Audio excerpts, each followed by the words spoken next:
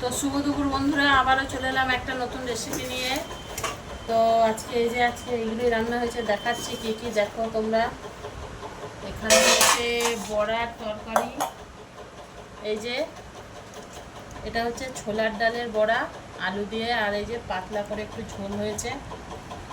আর এদিকে আছে এই যে পটল ভাজা, গোটা গোটা পটল ভাজা আছে।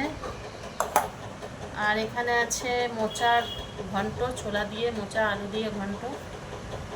আর এটা হলো টক, এটা টক আমরা কচু আলু দিয়ে বড়া দিয়ে টক আছে, বেগুন দিয়ে। তো আজকে আর কিছু হয়নি, আজকে এটুকুই মেনু। তো দিয়ে দিই, দেখো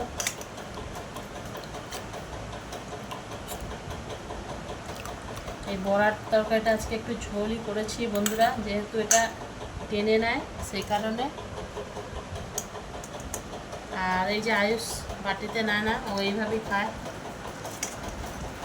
এইভাবে পাতের মধ্যে দিতে হয়, ওই রকম করেই খেতে ভালোবাসে।